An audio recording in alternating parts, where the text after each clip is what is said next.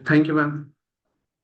तो बच्चों, आज की मीटिंग हमारी खास होने वाली है। जैसे आप देख रहे हैं, मीटिंग का जो टाइटल है वो है enjoy heating hacks for T1D। Hacks का आपने कई जगह नाम सुना हुआ है। हैक्स मीन्स बस कम समय के अंदर अच्छी अच्छी चीजों को चुरा लो। और किस तरीके से अच्छी अच्छी चीजों के साथ आज आपको कुछ टिप्स के लिए आज हमारे बहुत सारे मेहमान हैं। तो मतलब आज की मीटिंग ही कुछ स्पेशल है। जैसे नाम भी लिखा हुआ है, कूल मंथली जूम मीटिंग। तो सभी का समर समझ लो कि विंटर में बदलने वाला है। तो हम ज्यादा टाइम ना लेते हुए आज के मेहमानों को इंट्रोड्यूस करवाते हैं और बुलाते हैं आज के हमारी monitor Amrita Rupani. Yes Amrita Rupani, you can start now हमारी आज की meeting. Thank you Anil sir. आप सभी का हार्दिक स्वागत है आज की हमारी सेकंड संडे की जूम मीटिंग में। आज की हमारी मीटिंग का टॉपिक है, जैसा कि सर ने बताया, enjoying eating hacks for T1DMs। आज की हमारी T1D हीरो है मिस सुदेश चुग। आज के हमारे स्पीकर में है मिस रिद्धि मोदी। आज के हमारे पैनलिस्ट में हैं चुग परिवार and doctor Anju Veermani ma'am. आज के हमारे ऑर्गेनाइजर्स हैं doctor Anju Veermani, doctor Anil Kumar Vedwal and miss Ishika. आज के हमारे मॉडरेटर्स में है Amrita Rupani and vote of thanks में है mister Jitesh Wadhwa and miss Himani. तो इस मीटिंग को आगे की ओर बढ़ाते हुए चलते हैं डॉक्टर अनिल वेदवाल की ओर। आगे की मीटिंग को कंटिन्यू करें। चलिए, थैंक यू अमृता। तो आज आपको थोड़ा सा इंट्रोडक्शन दे देते हैं। हमारे रमी छाबड़ा सर, जो कि योगदान फाउंडेशन के प्रेसिडेंट एंड फाउंडर हैं, और बिंदिया छाबड़ा जी, जिनके सानिध्य में हमारा 2009 से योगदान फाउंडेशन का program specially for type one diabetes के बच्चों से चल रहा है। और हम चाहते हैं कि इसी तरीके से आगे भी चले, और हर जगह जिस तरीके से अब तक इन्होंने सहयोग दिया है आगे भी देते रहे। और साथ साथ मैं शुक्रिया अदा करना चाहता हूँ सभी मेंबर्स का जो YDF के साथ जुड़े हैं, जिनका कंट्रीब्यूशन हर प्रकार से YDF के बच्चों के लिए आगे बढ़ के वो देते हैं। बहुत बहुत धन्यवाद आपका।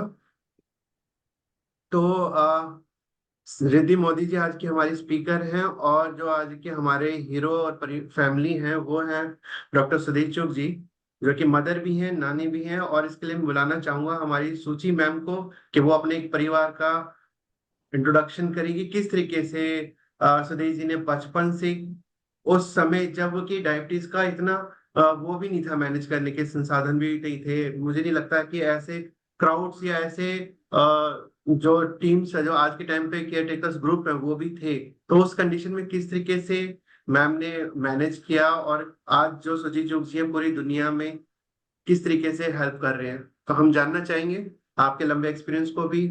और आज के हमारे hero Sudesh ma'am. Yes, welcome सुची मैम।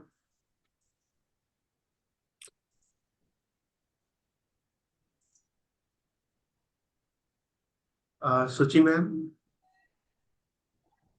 आप अनम्यूट है, सॉरी।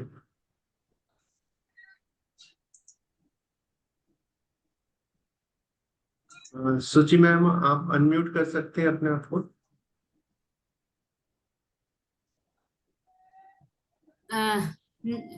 आपको मेरी आवाज सुन रही है? हाँ जी, हाँ जी मैम, प्लीज। धन्यवाद अनिल जी, धन्यवाद डॉक्टर अंजू। मैं देखिए, आप में से बहुत सारे लोग मुझे जानते हैं, और आपने कुछ लोगों ने मेरी बहुत सारी कहानियां भी सुनी होंगी, पर वो कहानियां घर से ही पैदा होती हैं। इसीलिए आज जो हमारे हीरो हैं, अम, वो मेरी मम्मी है, और आज मदर्स डे भी है। तो मैं उसके लिए आप सबका बहुत बहुत धन्यवाद देना चाहूंगी। मैं आपको एक मतलब मम्मी मैम, से आप और आगे बढ़े उससे पहले आप थोड़ा कैमरा कर सकते हैं क्या, ताकि मैम अच्छे से दिख सकें? मिसेस चुग उतने अच्छे से दिख नहीं रही। हाँ जी, जी, आप दिख रहे ये हैं? बात है जी। First class. थोड़ा इनको सेंटर कर सकते हैं मैम? जी, फर्स्ट क्लास। तो मैं ब्यूटीफुल। इसकी शुरुआत मैं तब से करूंगी जब मैं डायग्नोज हुई थी टाइप 1।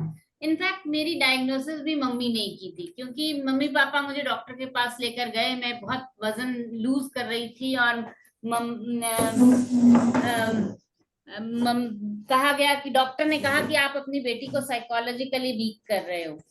तो मम्मी ने कहा कि नहीं कुछ तो है मेरी बच्ची को। टाइम बीतता गया, मैं बेड वेटिंग नहीं करती थी, पर मैं रात को उठती थी, पानी पीती थी और फिर सो जाती थी। और मम्मी ने यूरिन के पास चींटियां देखी, तो उन्होंने फिर एक डॉक्टर को कहा कि मुझे ऐसा लगता है कि ये डायबिटीज है, क्योंकि उन्होंने एक प्रोग्राम, तब रेडियो में एक प्रोग्राम आता था, बहनों का प्रोग्राम, उसमें सुना कि जो बच्चे बेड वेटिंग करते हैं उनको डायबिटीज बच्चों में भी हो सकती है। तो उन्होंने कोरिलेट किया कि बेड वेटिंग नहीं करती पर रात को जरूर उठती है, तो ये शायद डायबिटीज है, एंड वो डायबिटीज ही निकली। और उससे पहले कि आप सवाल पूछे, मैं सभी स्पेशली पेरेंट्स को वो किस्सा सुनाना चाहूंगी। जब मैं डायग्नोज होकर स्कूल वापस चली गई, मुझे आज भी याद है, मेरी साइंस की टीचर ने एक बार मुझसे पूछा कि आपको इंजेक्शन कौन लगाता है, तो मैंने कहा मेरी मम्मी लगाती है। तो कहती हैं कैसे, मैं तो कभी अपने बच्चे को इंजेक्शन ना लगा पाऊं। मैंने यही सवाल आकर मम्मी से घर में पूछा, तो मम्मी ने कहा अपनी टीचर को कहना इंसुलिन मेरे बच्चे का जीवन है और माँ बच्चे को जीवन देती है, इसलिए मैं लगाती हूँ। तो जब हम इस बात को समझते हैं तो अपने आप में एक स्ट्रेंथ आ जाती है। और मैं यही सबको कहती हूँ कि मैं यहाँ तक इसलिए पहुंच पाई क्योंकि वो स्ट्रेंथ मेरे पास आई थी। तो यही इस प्रोग्राम का भी मकसद है। और अब आपके सवाल, और मम्मी पूछिए।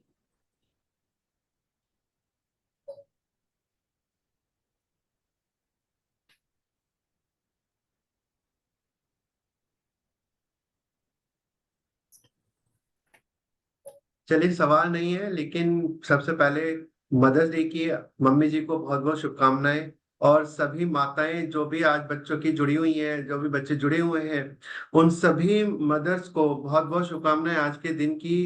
ईश्वर ऐसा दिन हमेशा मनाए, क्योंकि मदर्स डे आई थिंक सारे फेस्टिवल से सारा ऊपर होना चाहिए ये। और मदर्स जो सुदेश जी हमारे सामने बैठी हैं, इनको देख के लगता है कि अगर एक बच्चे की सक्सेस के पीछे मदर्स का कितना इंपॉर्टेंट रोल होता है। तो जो भी मदर्स हैं आज हमारे साथ जुड़ी हुई हैं, समझ लीजिए कि आपके बच्चे की सक्सेस के पीछे भी आप ही का रोल होगा। आप ही है जो उनके 24 आवर्स उनकी केयर में होते हैं हर तरीके से। तो सुदेश जी से मैं ये कहूंगा कि आप सभी मदर्स को इंस्पायर करने के लिए छोटी सी अपनी जर्नी बताएं, और उनको एक टिप्स भी दें कि किस तरीके से वो अपने बच्चों का ख्याल रखें, ताकि मेरे उनके। कुछ सवाल हैं अनिल जी। हाँ जी आप मैम। उनसे कहानी शुरू करिए, फिर मैं आपसे सवाल पूछती हूँ मैम। मुझे आप 1 मिनट दीजिए, पर मैम अगर शुरू करें तो मेरे कुछ सवाल हैं। जी मैम, प्लीज शुरू करें मैम, सुदेश मैम, हम सब सुनना चाहते हैं आपको। आप बताओ जो कहना चाह, जो भी कहना चाह रहे हो। कैसे शुरू क्या हो गया, पता कैसे- लगा आपको कैसे? कैसे कैसे इसका वजन वीक कम ही होता जा रहा था, और कमजोर, जैसे सिर्फ स्किन की ऊपर लेयर होती है और हड्डियां ही हड्डियां दिखती। मैं हर वक्त चिंता करूं क्या है। मेरी बड़ी बेटी NDRI में MSc कर रही थी, कहती है मम्मी इसको शिकंजवी दो, मतलब नींबू पानी मीठा, वो देती थी। सबसे ज्यादा डाइट इसी बच्चे की करती थी, भाई ये ठीक हो, मतलब तंदुरुस्त रहे, पर ये कमजोर ही होती गई। फिर प्रोग्राम सुनते सुनते, जैसे शुचि ने बताया आपको, फिर मैंने कहा कुछ तो है। डॉक्टर ने एक बार, हमने करनाल सिविल अस्पताल डॉक्टर को दिखाया, तो उसने इसको 2-3 बार वायरल हुआ था। तो वायरल में कफ सिरप देते नहीं, खांसी का सिरप। मैं कहूँ मतलब खांसी का सिरप दो, कुछ दो, कोई फर्क नहीं पड़ता। फिर धीरे धीरे मैं अपने आप ही, हमारे भतीजी है, उसके हस्बैंड थे डॉक्टर, मैंने कहा बेटे ये मुझे लगता है कि इसको प्यास भी लगती है, रात को उठती भी है, भूख भी बहुत लगती है, कुछ तो है इसे। और हमारे टॉयलेट में चींटियां सी काले वो आते हैं। तो कहते हैं, मैंने कहा इसको शुगर तो नहीं? वो कहते हैं सिम्टम तो उसी ओर जा रहे हैं। कहते हैं हमारे घर के पास लिबर्टी थी, सवेरे आप टेस्ट करा लो। टेस्ट कराया तो 500 कुछ निकली। फिर हम अस्पताल ले गए इसे। तो मैम आपको जब इंसुलिन बताया गया था तो उसके अलावा आपने कोई और इतने सालों में इलाज ट्राई किया कि होम्योपैथी या आजकल आयुर्वेद का बड़ा रामदेव जी का बोलबाला चल रहा है कि हम इलाज कर देंगे, आपने कुछ ट्राई किया? ट्राई तो ऐसे किया, हम ये 1 हफ्ता अस्पताल में दाखिल रही थी, इंसुलिन की डोज सेट करने के लिए डॉक्टर ने रखी थी। तो वहां कोई ना कोई जैसे स्टाफ आता है, कहते हैं आप आयुर्वेदिक कर लीजिए, होम्योपैथिक तो हमें किसी ने नहीं कहा कि तो हमने कहा ठीक तो हो लेने दो, हमें ये नहीं पता था कि सारी उम्र ही इसको लगाना है। तो फिर पता लग गया, शौक तो लगता ही है, माँ बाप है। तो मैम आपने परिवार में बताया लोगों को या आपने छुपा के रखा? नहीं, हमने सबको बताया था, ये छुपाने की क्या बात है। फिर मीठा नहीं, कहीं भी जाते, शादी में, पार्टी में, कहीं भी जाते तो कुछ ना कुछ ऑफर तो कोई करता है, दूध चाय भी, तो मीठा। मैं कुछ ऐड करूंगी इसमें जी कि मैम। शुचि मेरे से 10 साल छोटी है। तो मेरी मैरिज हुई थी 91 में। तो बाकी जैसे रिलेटिव्स थे, अच्छा बताओगे बताओगे, तो मेरा सबसे वही था कि नहीं, छुपाना नहीं है। तो the first meeting I had with my fiance, I told him कि ऐसे ऐसे है, तो आपको एक्सेप्टेबल होना चाहिए। तो इसमें मतलब छुपाने से कुछ नहीं होता है, you have to accept it. जब ये बड़ी हो गई थी तब भी कईयों ने कहा कि आपकी बड़ी 2 बेटियां, उनकी शादी में, मैंने कहा जो होगा, तकलीफ होगी, रिश्ते ढूंढ, कुछ भी होगा, हम छुपाएंगे नहीं किसी से। फिर इसकी बारी आई तो भी कहते हैं ना बताओ, कोई कई कह देते थे ऐसे ही रिश्ता कर लो। तो हमने कहा ना, हमने बताए बगैर तो बिल्कुल नहीं करने। तो मैम इसको थोड़ा कॉन्टेक्स्ट में लगाते हैं, शुचि से मैं पर्सनल क्वेश्चन पूछती हूँ। शुचि मैम हाँ आपकी जी। एज कितनी है? अभी तो मैं 45 ईयर्स की हूँ। तो ये कितनी पुरानी इस बात हो गई? 30 साल पुरानी बात हो गई ना? देखिए, जब मैं 11 साल की थी तो 35 साल पुरानी बात हो गई। 35 साल पुरानी बात हो गई। थी तो इसको 35 साल 1 साल पहले पहले। ये सब हिम्मत करके फेस करना बहुत बड़ी बात थी। अब तो बच्चों के लिए काफी आसान हो गया है, क्योंकि सबको टाइप 1 की जानकारी है। अभी हमारे पास बहुत सारे लोग हैं जिन्हें टाइप 1 है, तब नहीं थी। पर आज भी मैं पेरेंट्स को यही कहती हूँ कि जब आप छुपाते हैं, आप कहीं ना कहीं ये सिग्नल देते हैं अपने बच्चे को कि ये चीज कोई बहुत गलत चीज है, जिसको पता होना कोई गड़बड़ है। तो ये सिग्नल मुझे कभी नहीं मिला कि ये कोई गड़बड़ है। और अल्टीमेटली जब किसी को भी पता लगता था, तो आई थिंक बच्चे हीरो बन जाते हैं, चाहे कोई माने या ना माने, बच्चे हीरो बन जाते हैं अपने आप में। सो दैट गिव्स अपने आप में एक मोरल बूस्ट था। तो मैम आपने खाने में इनके क्या बदलाव किया उस समय?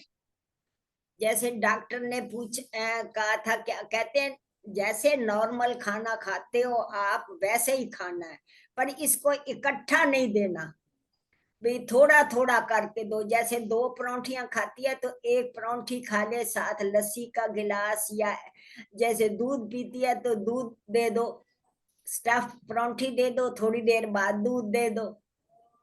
स्कूल तो जाती थी रेगुलर की पीक आती होगी, उसको कवर कर दिया होगा ना मिड मील स्नैक करके। Yes. वंडरफुल।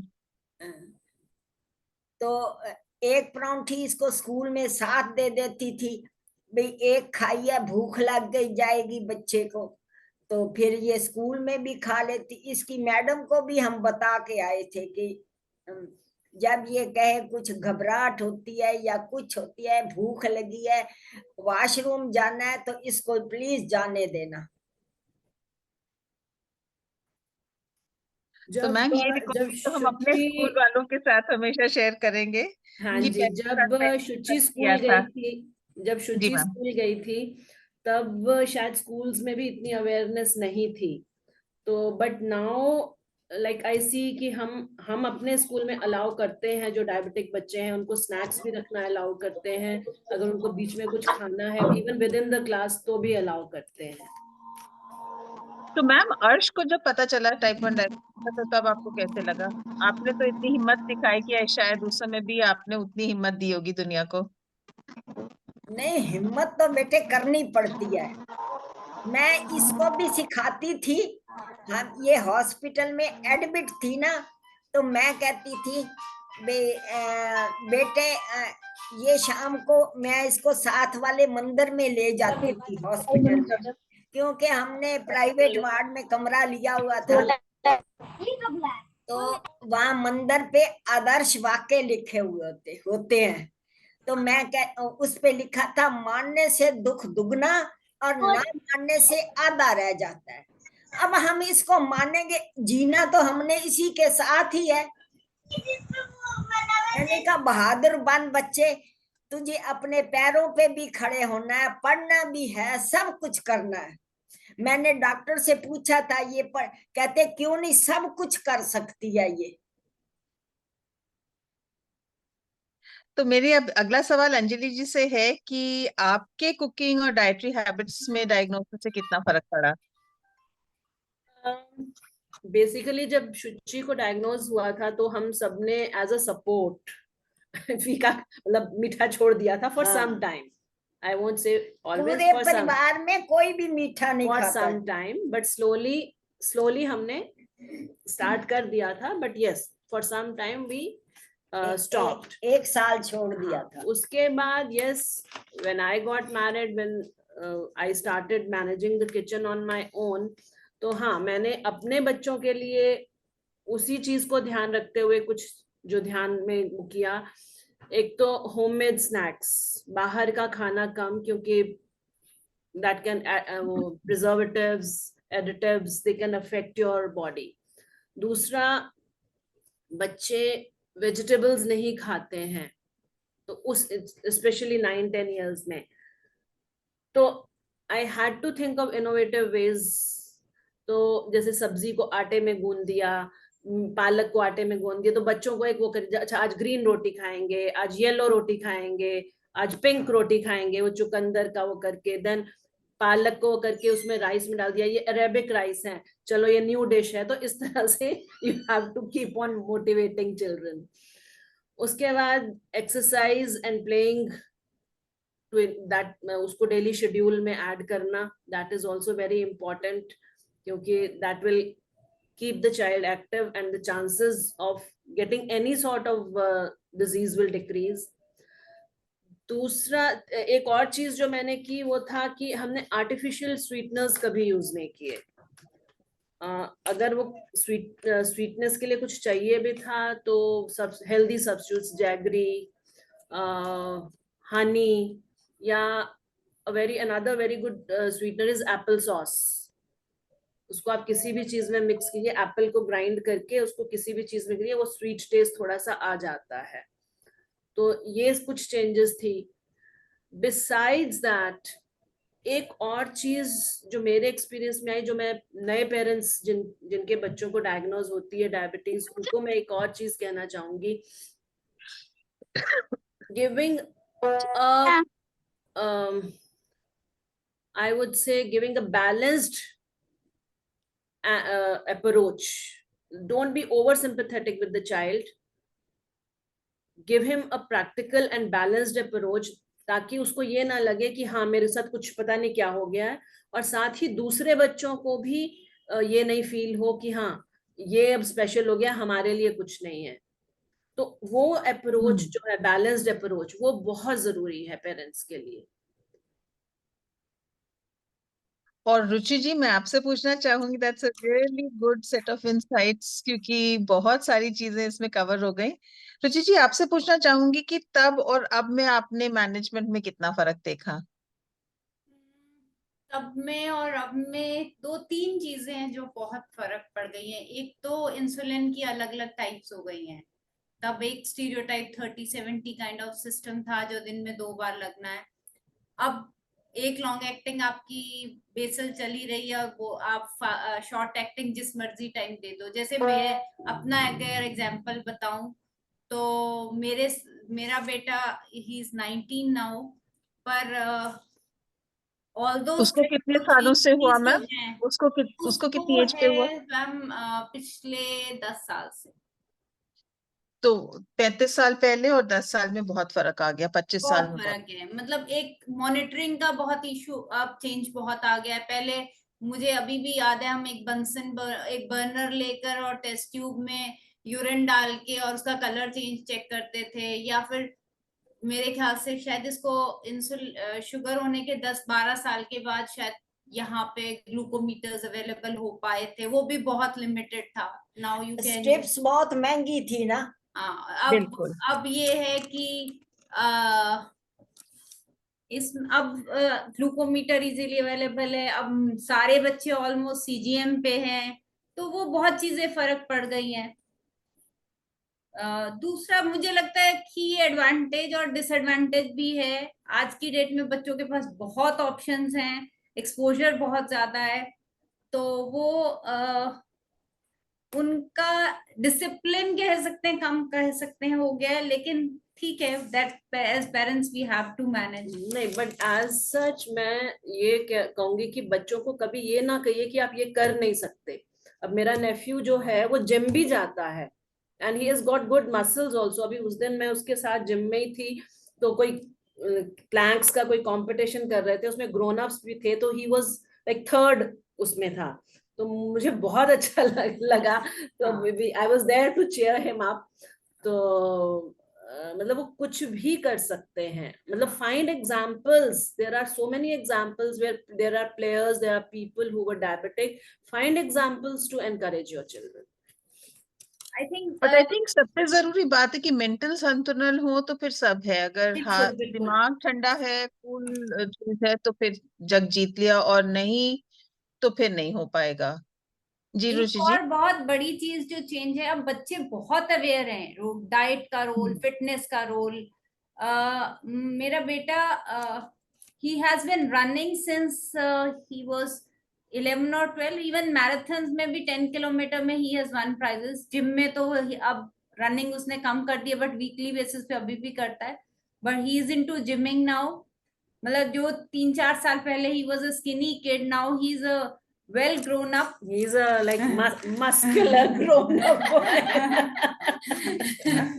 ये शिची तो हड्डियों का ढांचा हो गई थी। नहीं देखिए, उस टाइम इसमें सबको एक अगर टिप दूं, उस टाइम मॉनिटरिंग नहीं थी, तो आप जब मॉनिटर नहीं करते, और जब कई बार पेरेंट्स आज भी पूछते हैं कि 2 डोजेस से 4 अच्छी नहीं है, 4 डोजेस से, तो मेरा यही आंसर होता है, तब आपको सारा कुछ करना पड़ता है। यानी आपको एक पर्टिकुलर, अगर एक्सरसाइज का भी एक टाइम है तो वही रखना पड़ेगा, और वो भी नहीं पता कि वो फिट होगा कि नहीं होगा।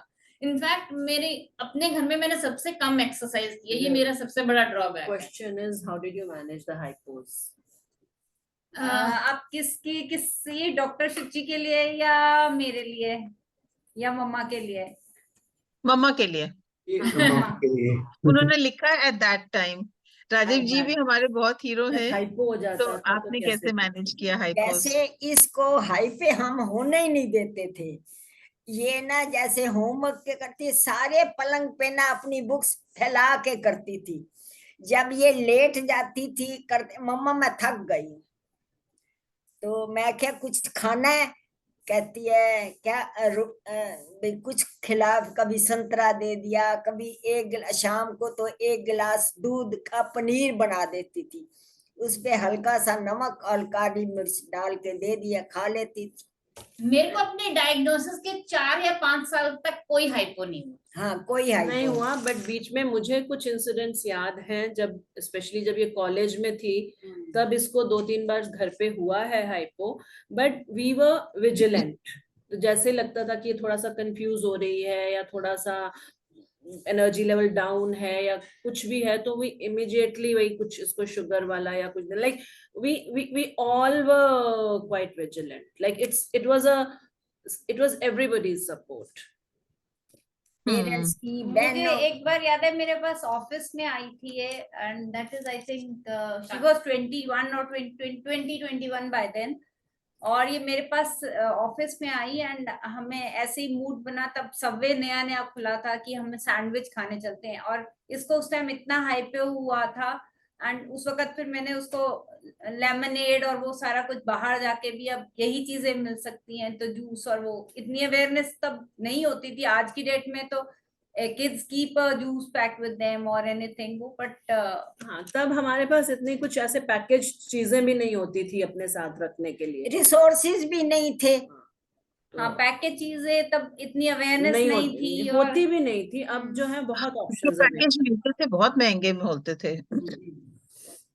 एक्चुअली क्या था, पहले जैसे मम्मी बता रहे हैं कि हाइपो हुआ भी नहीं और बहुत छोटा छोटा खाना था। एक्चुअली मेरी डाइट बहुत कम थी टिल लाइक मैं पीजीआई में आई, जब पापा की ट्रांसफर करनाल से चंडीगढ़ हो गई, तब मैं एक बार एडमिट हुई हूँ इस पूरे 35 साल में। तो तब एक डॉक्टर से मम्मी की बात हुई, तो उन्होंने कहा कि जब 10 साल का बच्चा एक कुर्ता डालता है, अगर वही 14 साल के बच्चे को कुर्ता आए तो अच्छी बात है। तो उन्होंने कहा नहीं, तो कहते अब वो वाली जो डाइट थी उसको थोड़ा बढ़ाना पड़ेगा। तो फिर वो बढ़ाकर इंसुलिन भी बढ़ाई गई, तो वो हुआ और उस तरह वो हुआ। मतलब मैम ने काफी डॉक्टरों को काफी डायबिटीज सिखाई है। क्या कहते हैं? वो मैम, कह मैम आपने काफी डायबिटोलॉजिस्ट को ज्ञान दिया, उससे उनको भी फर्क पड़ा होगा कि बाकी बच्चों को ट्रीट करने में मदद मिली होगी। आई थिंक जो सीजीएम का इन्वेंशन है ना, वो भी ऐसी फैमिली को देख के हुआ है जो 24 आवर्स बच्चों पे फोकस रखते थे।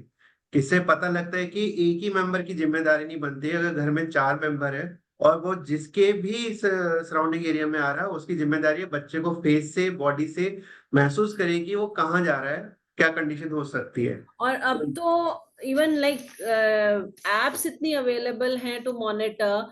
अब मेरे ख्याल शुचि ने ही मुझे बताया था कि उसकी कोई, आई डोंट नो शुचि ने बताया था किसने, कि कोई लड़की है, उसका ब्रदर यूएस में है, but still he gets an alert if she is getting an hypo.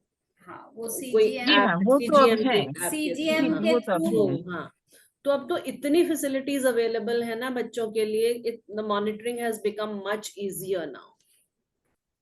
So shall we कहा move जाता है to ना, Riddhi now? Diabetes the game of monitoring. That's true. So shall we move to our talk now, Shuchi? जी जी।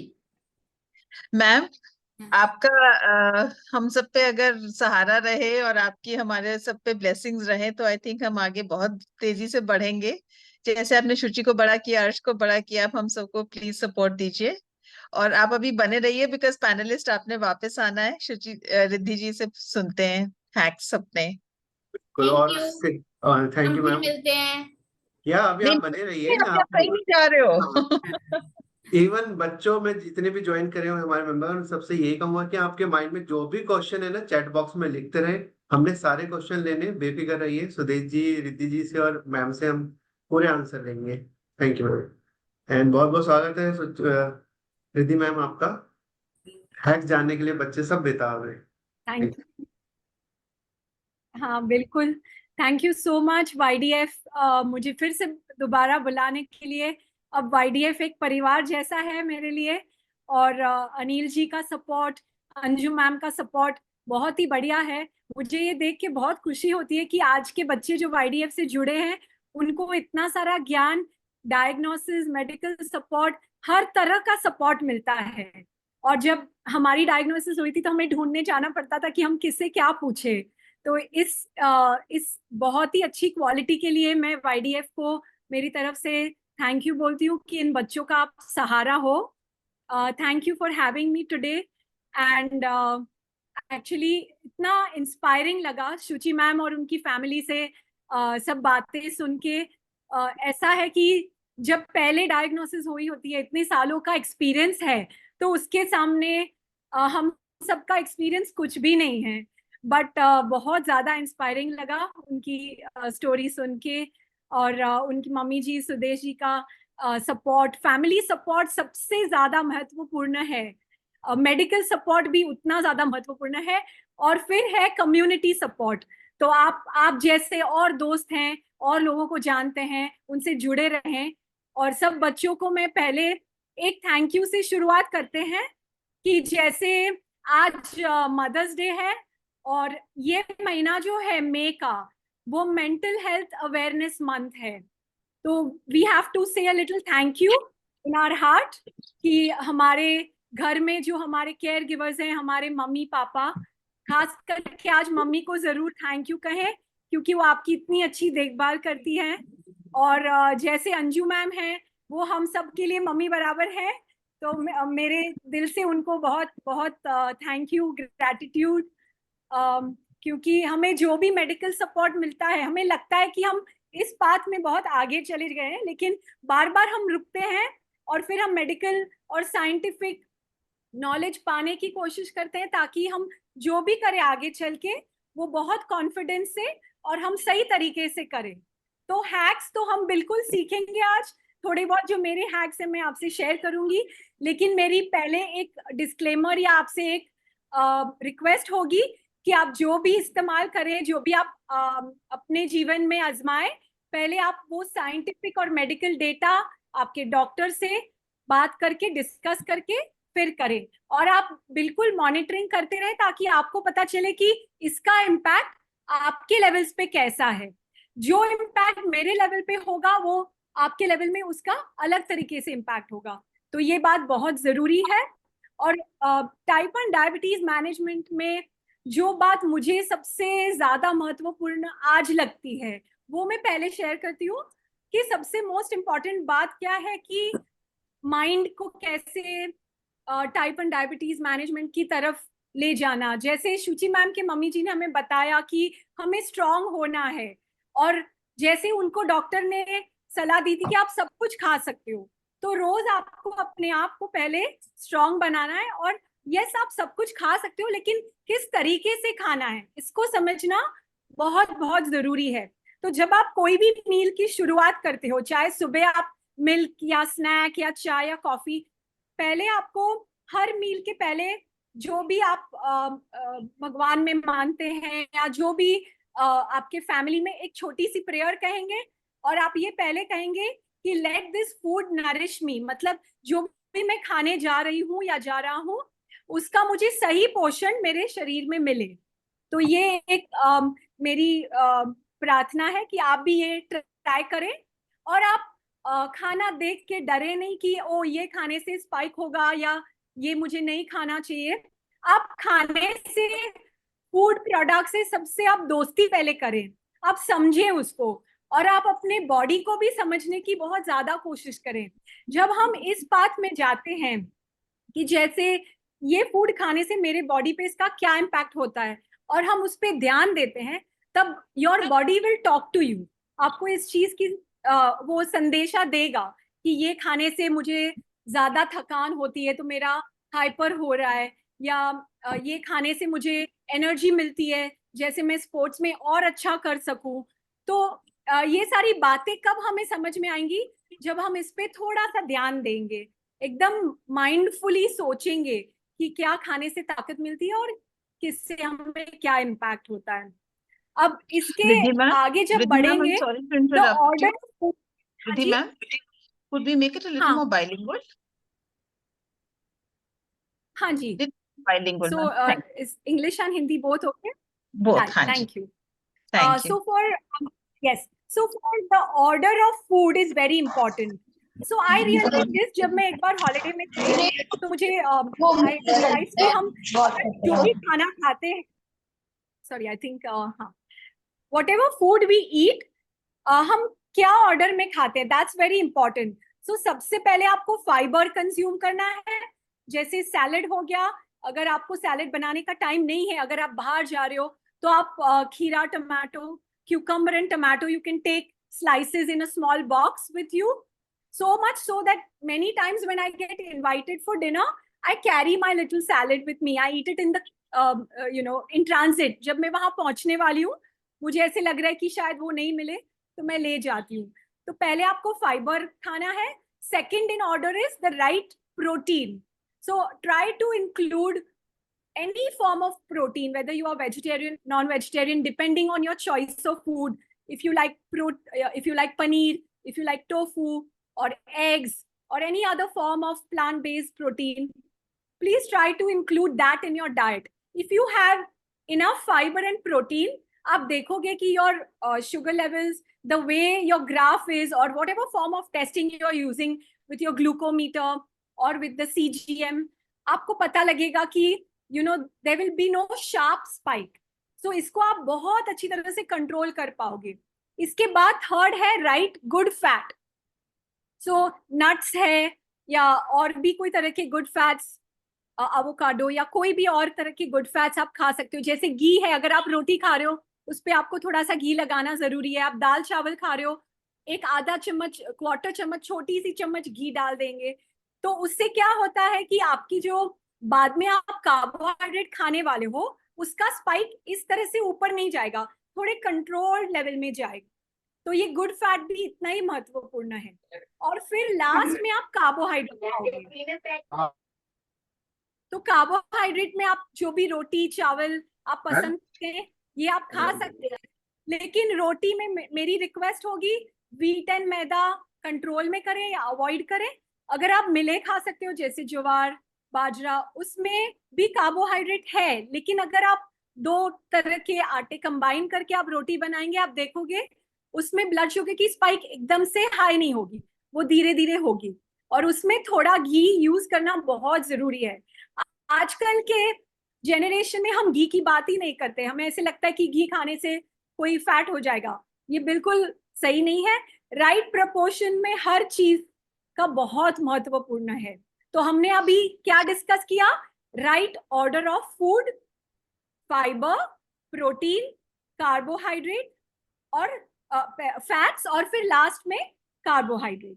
तो इस पे मैंने एक कहानी बनाई है, मैं आपसे शेयर करती हूँ।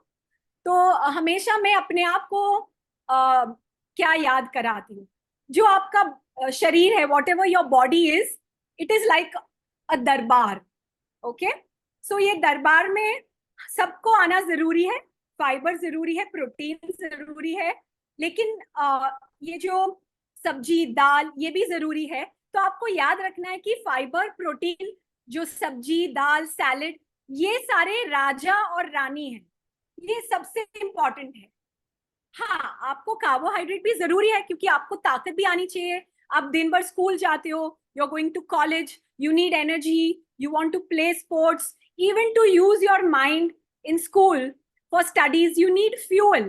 So carbohydrate is going to give you fuel, but carbohydrate in the right proportion will give you fuel, but little excess or a lot excess will make you very sluggish and dull. So in school, do you want to be dull or do you want to be fresh, and do you want to really work well in your classes? When you go to play on the field, जब आप कोई sports खेलने जाते हो तो आपको ऐसे थकान सी महसूस होती है, तब आप याद करते हो मैंने आज क्या खाया था। एक स्लाइस टोस्ट जरूर ज्यादा खाया था, तो 2 स्लाइस के बदले अगर आप 1 स्लाइस खा सकते हो, right proportion of carbohydrate is important. तो अब हम दरबार पे वापस जाते हैं। तो हमारे जो कार्बोहाइड्रेट्स हैं, राइस एंड रोटी, ये हमारे बॉडीगार्ड हैं, ये हमारे सब्जी और दाल को संभालेंगे। Yes, you need the bodyguard, but the most important ones are the Raja and रानी। और आपको याद रखना है राजा रानी कौन है? सब्जी and dal. Yes, of course, there is salad, there is curd, there is salted लस्सी, छाछ, आप जो भी पसंद करते हैं, पर ये सब राजा रानी को पहले आपको संभालना है। When you eat all that, it will give you the right nutrition and the fuel also. It will help your body to work very very well. अब उसमें एंटरटेनर्स भी आते हैं। एंटरटेनर्स कौन है दरबार में? कोई गाना गा रहा है, कोई डांस कर रहा है, तो ये कौन है? आपकी चटनीज हैं, चटपटे स्वाद वाले चीज हैं। तो अगर आप भेल खाने वाले हो तो आप क्या खाओगे ज्यादा? Will you eat more kurmura? Would anyone want to answer that? और will you focus on the pyaaz tamatar चटनी? तो मैं आपको एक बाद में हम डिस्कस करेंगे कि हम फैंसी फूड में कैसे हैक्स कर सकते हैं, लेकिन आज का एक टेक अवे आप याद रखोगे, दरबार मतलब आपके बॉडी को to work well, you have to look after the Raja Rani, which is the sabji and dal, vegetables, lots of fiber, good protein, little bit of good fat, and carbohydrates are important, but we will have them in small quantities and small proportions. Now coming to sweets. So what do? Everybody says, अच्छा तुम्हें तो type 1 है, तुम्हें तो sweets allowed नहीं है, but ये गलत बात है, हम सब खा सकते हैं, but when to eat is very important. So जैसे सुदेश मैम ने कहा कि हम शुचि मैम को क्या देते थे, सब कुछ देते थे, लेकिन सबसे इम्पोर्टेंट बात क्या थी, हम मील्स को ब्रेक करते थे, जैसे स्मॉल क्वांटिटीज में देते थे, ये जरूरी है. If I go to a birthday party, somebody offers me cake, so what do I say कि no, I won't eat? तो पहले मैं ये गलती करती थी, I used to always say no, I can't eat cake. But what happens with that? It impacts your mind, because if somebody tells you no for something, immediately you feel bad. So what do? You request them and ask them for a takeaway. आप छोटा सा cake का piece आप घर ले आ सकते हो, आप 2 घंटे के बाद भी खा सकते हो. इससे क्या होगा? You will reduce your glycemic load. So when you have had a sandwich, it is not necessary that you have to have cake the same time. You can break it. You can come home, let your sugars normalize, and in the same day you can have the cake, but focus on 2 to 3 spoons and then go out and play. So if you have to have a certain sweet, make sure आप 2 चीजें याद रखोगे. Have small portion, which you know, if required, take the right bolus for that, so that you don't go into a hypoglycemia, and make sure you have some activity after that. So sweets are allowed, yes, but follow the rules. Don't break the rules. Then you can enjoy responsibly. Okay.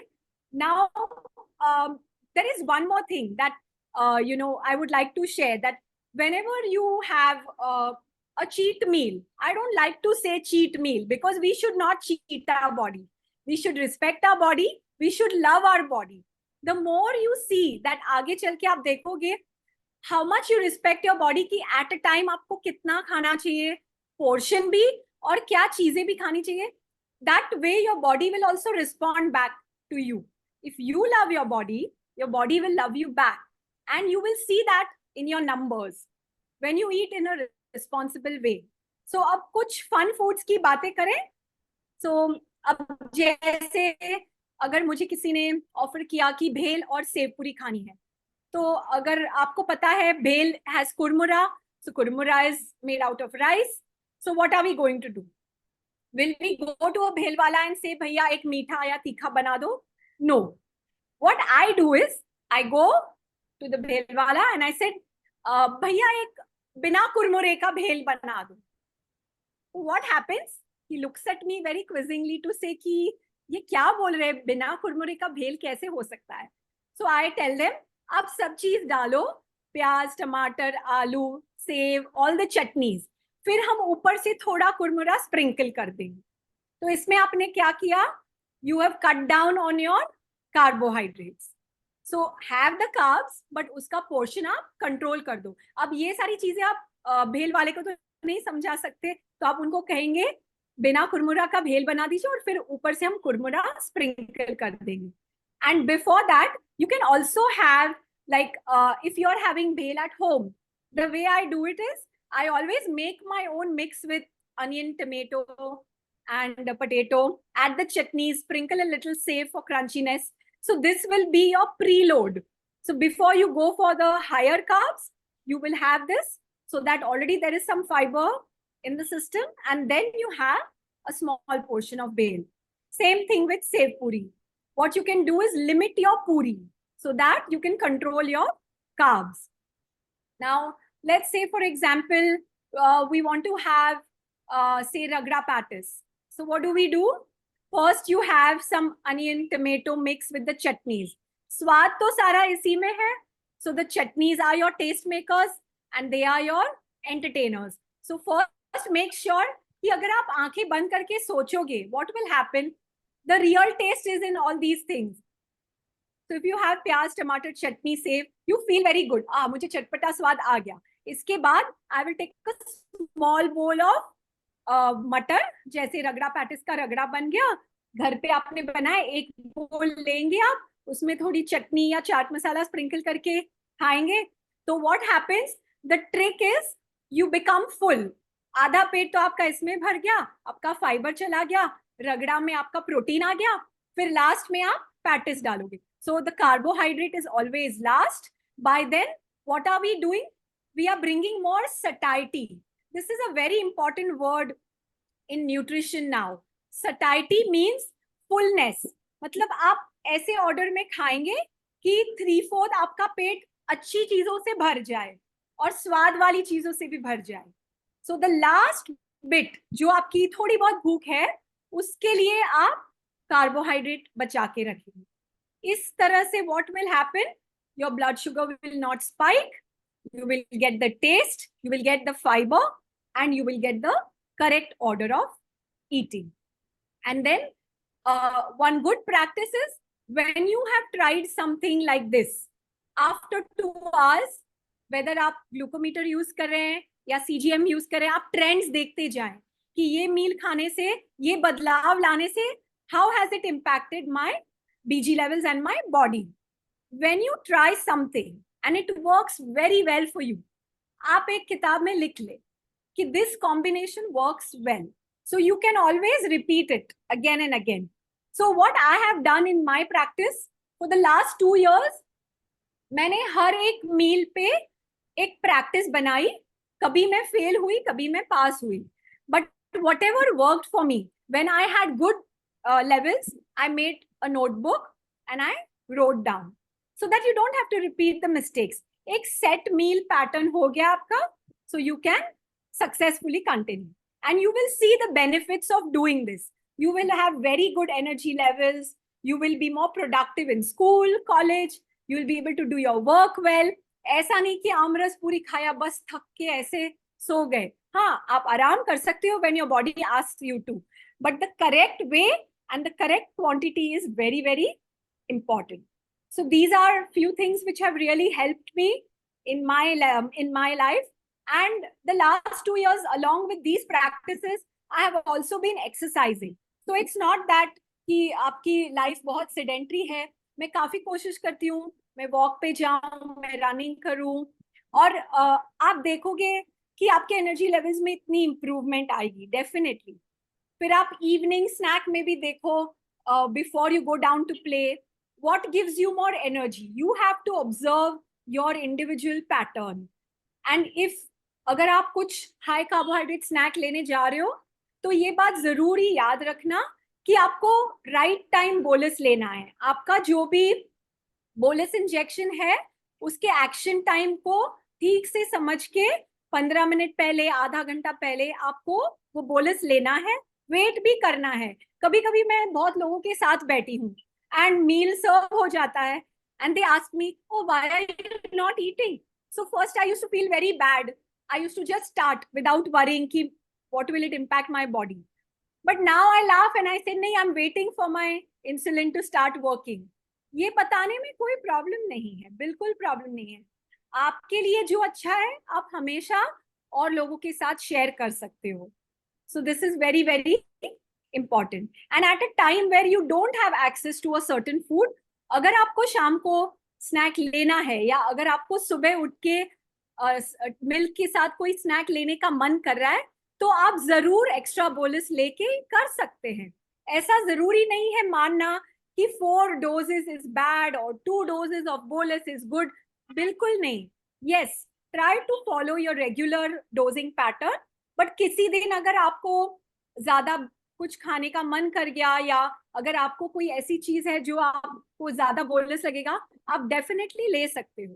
लेकिन इसके लिए education, awareness और mindfulness, ये 3 चीजें याद रखना बहुत ही जरूरी है. सो अगर मैम आपको और कोई पर्टिकुलर टॉपिक पे कवर करना है या कुछ क्वेश्चंस लेने हैं, we can definitely take. Ma'am, नींबू डालने से कुछ फर्क पड़ता है या इमली या नींबू कुछ खट्टा डालने से फर्क पड़ता है जीआई में? Yes, definitely. So few drops of lemon sprinkle करने से हमारे फूड में उसकी GI इंडेक्स कम हो जाती है, उसका ग्लाइकेमिक लोड कम हो जाता है. जैसे हमने ये काफी बार डिस्कस किया है कि हर बार पोहा खाने के समय शुगर काफी स्पाइक होती है, तो इसके लिए क्या करना चाहिए? तो अगर पॉसिबल है तो आप जो भी हाई कार्ब स्नैक खा रहे हैं, अगर उपमा, पोहा, ओट्स, अगर आप इन कोई भी चीजों का आप इस्तेमाल कर रहे हैं as a snack, my recommendation would be have half a cucumber or any other fiber that you like. And for upma and poha, please sprinkle a few drops of lime. You can add peanuts. You can also add some vegetables. Like you can have मटर डाल सकते हो, उसमें protein भी आ जाएगी. और उससे glycaemic load कम हो जाएगा। Wonderful. That was really a lovely talk. Ma'am panel पे अगर हम आए तो there is a question in the chat box Ruchi ji से कि जो आप रिद्धि जी आप भी प्लीज सप्लीमेंट करिए कि उनका बेटा जिम में जाता है तो उसको कैसे मेंटेन करते हैं, उसकी बॉडी को आपने हृष्ट पुष्ट कैसे किया? हाई प्रोटीन डाइट एक तो वो है, और हाई प्रोटीन में क्या क्या कहेंगे मैम? पनीर। बहुत लोग प्रोटीन शेक्स और ये नहीं पाउडर्स घर का ही करते हैं जो बहुत नुकसान पनीर। ही करता हैज है। Added protein in the form की पनीर, रोस्टेड पनीर खाने से पहले, डिनर टाइम से पहले, और फिर tofu. He has started non veg now too, कि पर नॉन वेज भी मैं घर पे ही बनाती हूँ, बाहर वाला नॉन वेज नहीं, because it has lot of sauces और पता नहीं लगता कि कितना पुराना है। उसके अलावा प्रोटीन शेक वगैरह तो कुछ नहीं। हाँ, वो टोफू शेक अपने आप घर में बना लेता है। और अंडों के बारे इसके में अलावा क्या एक कहेंगे? जैसे मॉर्निंग में उसने दोनों टाइम पे ऑब्जर्व किया, जैसे अभी रिद्धि जी भी कह रही थी कि यू नीड टू ऑब्जर्व, कि वो कहता है कि अगर मैं मॉर्निंग में जिम जा रहा हूँ तो मेरी शुगर सारा दिन ठीक रहती है, अगर मैं इवनिंग में जिम चला जाऊं तो मेरे रात को हाइपोज हो जाते हैं। Yes, I would like to add to that because I also regularly go to the gym and I work out 4 times in the gym, and the remaining 2 days I do running. So yes, रुचि जी जो कह रहे हैं बिल्कुल सही है। Morning में gym जाने से या वर्कआउट करने से सारा दिन शुगर लेवल्स आप नोटिस करोगे काफी स्टेबल रहती हैं। अगर रात में हम कार्डियो एक्टिविटी ले लेते हैं जैसे रनिंग या लाइक और भी जिम की कोई कार्डियो एक्टिविटीज ले लेते हैं तो रात में हाइपो होने के चांसेस ज्यादा हैं। इसको आप कंट्रोल कर सकते हो, ऐसा नहीं है कि इसका मतलब है कि अगर मुझे मॉर्निंग की शिफ्ट है या मुझे जॉब में या स्कूल में जाना है तो मैं रात में वर्कआउट बिल्कुल नहीं करूंगी, ऐसा नहीं है। But then we have to make sure we make the right changes to the bolus shot, because depending on the meal make sure you don't bolus extra। वो एक एक्स्ट्रा बोलस मॉर्निंग में लेता है विद, मतलब gym भी जब भी जाता है उस टाइम पे he will take an extra bolus of around 4 units. He will eat a banana, he will keep electrolyte with him, और ग्लूकोज वैसे होता है उसके पास, पर नॉर्मली वो कहता है कि if I eat a banana then I don't need glucose, but yes, he keeps electrolyte with him, कि वो अगर उसको लगे जरा भी low on energy, he takes electrolyte. One thing I would like to add, electrolyte ma'am, electrolytes not Electral, because वो थोड़ा ध्यान रखिए। हाँ जी electrolytes. One thing I would like, जो आप प्रोटीन शेक की बात कर रहे हैं, our age old thandai is a very good high protein drink. आप उसमें आमंड्स डालिए, मगज डालिए, खसखस, पॉपी सीड्स डालिए, you can add other protein things also, whatever you want, whatever nuts you want to add, उसमें आप milk डालिए, so that becomes a very good protein drink for before any workout or anything। बस sugar आप मत डालिए, don't add sugar, so that is a good substitute for protein shakes। Correct, like ma'am said, that's true, and one more thing that just came to my mind is sattu। तो सत्तू तो हमें पता है कि as old उसमें काफी benefits हैं, ताकत भी आती है चने। बच्चों को वैरायटी चाहिए होती है ना, वो सत्तू शायद हर टाइम नहीं पीना चाहेंगे। One thing which you have to take care is, बच्चों को आप एक ही चीज पे नहीं रख सकते, ये दे नीड वैरायटी। तो जैसे अगर दूसरे सब बच्चों के पास ऑप्शंस हैं, तो इन बच्चों के लिए भी हमें ऑप्शंस क्रिएट करनी पड़ेंगी। We'll have to be a little creative and think out of box। Ma'am एक सवाल है कि कितना वीट होना चाहिए मल्टीग्रेन में? 40% वीट मुझे तो लग रहा है बहुत कम वीट है, पर आप लोगों का क्या सजेशन है? देखिए मल्टीग्रेन में जैसे बहुत सारे लोग लो कार्ब पे भी जाते हैं कि आलमंड, मैंने कभी उस आलमंड फ्लोर को नहीं कहा।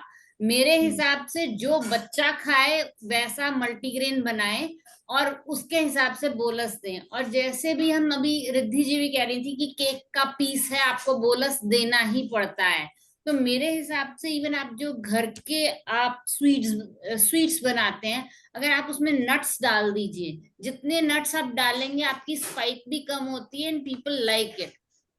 तो आपको उस हिसाब से बोलस जरूर करना है। लो कार्ब में मैं सिर्फ लो कार्ब स्नैक्स करती हूँ, क्योंकि हर टाइम आप डेफिनेटली कई बार पेरेंट्स बोलस देना नहीं चाहते, तो आप उस तरह के स्नैक यूज अगर करना चाहते हैं तो वो लो कार्ब में दीजिए।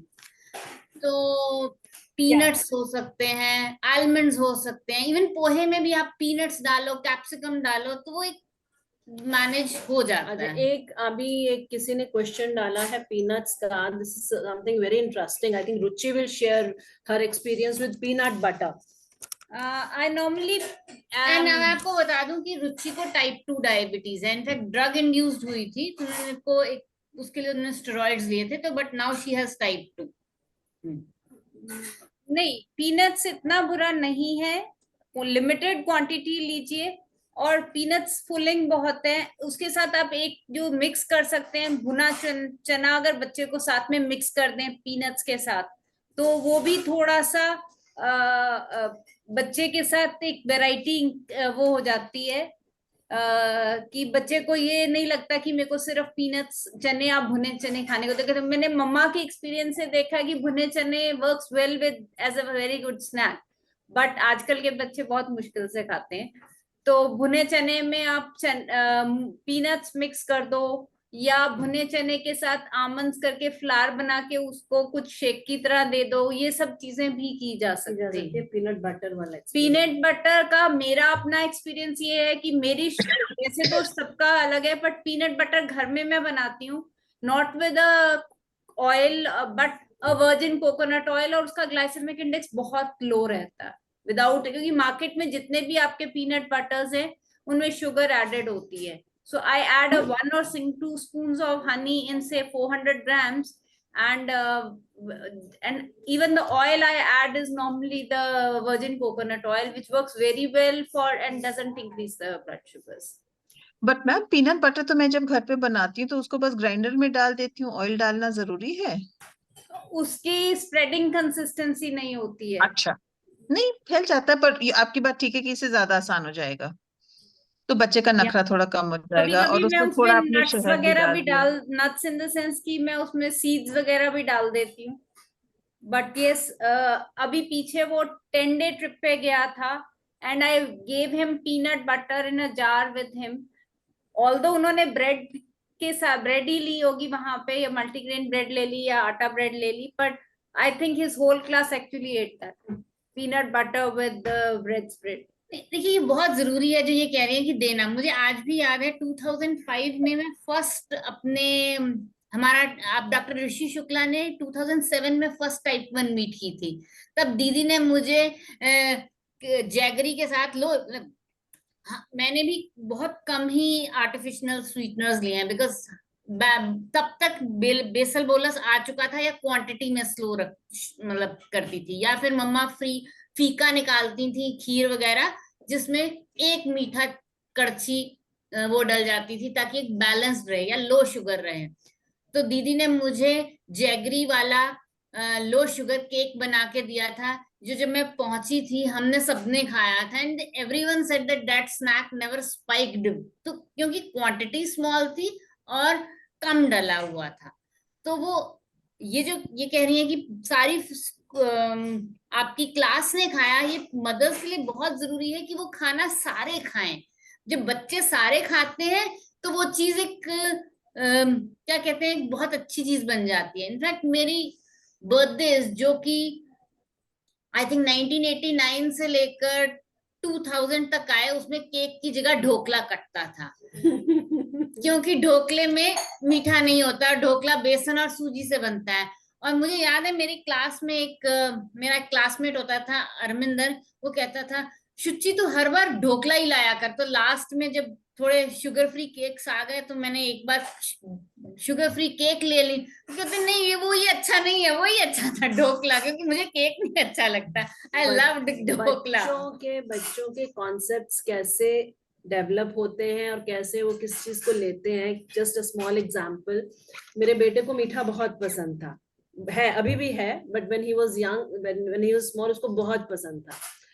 और इसको ये पता था कि मासी मीठा नहीं खाती है, तो मासी ने उसको प्यार किया। तो what he says, he was I think 2.5 years old, मासी को मैं खट्टा लगता हूँगा ना तभी मासी मुझे इतना प्यार करती है, मासी को मीठा तो पसंद नहीं है। So that is how children relate, how you present to them. So they can take it like they make their own concepts. So it is important that we share the reality with them, we share the truth with them, and we give them healthier substitutes for everything. नहीं And as you said, you're not too kind to them also. हाँ So ma'am, अगर मैं आपको थोड़ा interrupt करूं, Riddhi ma'am, stevia के बारे में एक सवाल है, क्योंकि अभी आर्टिफिशियल स्वीटनेस की बात हो ही रही थी। तो रिद्धि मैम, स्टीविया के बारे में आपका क्या? तो एक्चुअली मैंने भी मोस्टली वही फॉलो किया है जो शुचि मैम ने बताया। From the beginning I have really stayed away from all artificial sweeteners. अगर आपको जरूरी है, जैसे मिल्क की कोई स्वीट बन रही है in the house only, I would say try to stick to making home made sweets. अगर आप खीर बना रहे हो या अगर आप मिल्क की कोई भी स्वीट बना रहे हो घर पे, या मसाला मिल्क बना रहे हो, add dry fruits, nuts, and try to use raisins, dates और jaggery powder.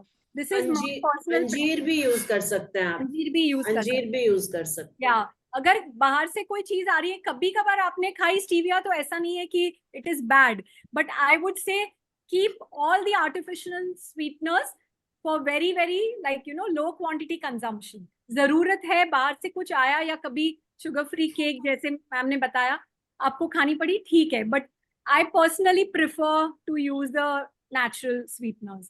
And they say that stevia after taste थोड़ा सा bitter होता है।